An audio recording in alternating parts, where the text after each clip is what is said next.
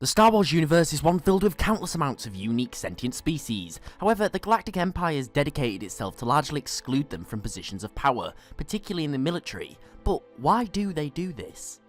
Admiral Constantine. Grand Admiral Thrall. Grand Admiral? The Emperor recently promoted me after my victory at Baton.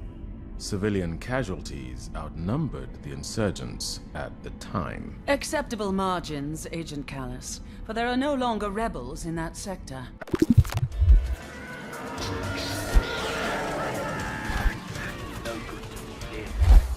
Well, the idea that humans are somehow superior than aliens is not something that the Empire just invented. Many rich core world planets are mostly inhabited by humans. As well as this, humans do have a huge role in governments such as the Galactic Senate. Also, many great figureheads throughout galactic history just so happen to be human.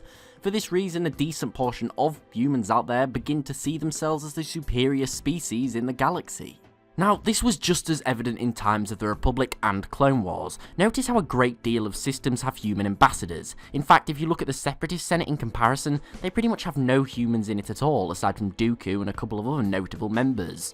Now, this may be one reason why many systems chose to join the Separatists, because they believed the fact their populace was not human would stack the odds against them in the Republic's Senate. So, when Palpatine took power, he began to phase out the clones and bring in actual citizens of the galaxy, as opposed to manufacturing his own soldiers. But again, the military almost exclusively was comprised of humans, with a few notable exceptions. But was Palpatine just a massive speciesist who hated non-humans?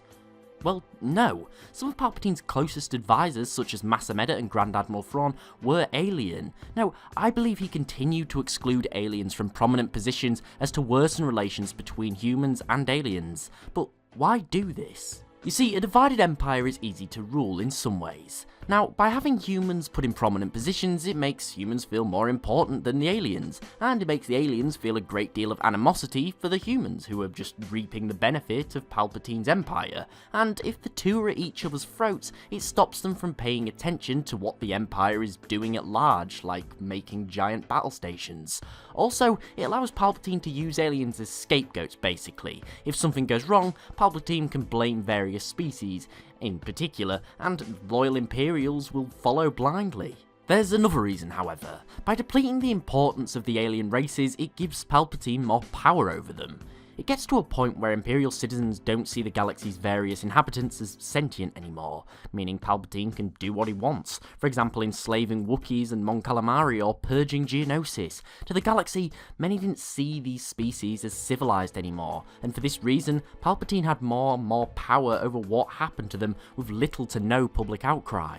However, ultimately this was a major factor in the Empire's demise. By alienating the alien races from the Imperial regime, these races began to dislike Palpatine's empire, and many flocked to the aid of the Rebel Alliance, as they offered a future where they would regain the rights the Empire, and in many ways the Republic, had taken away from them.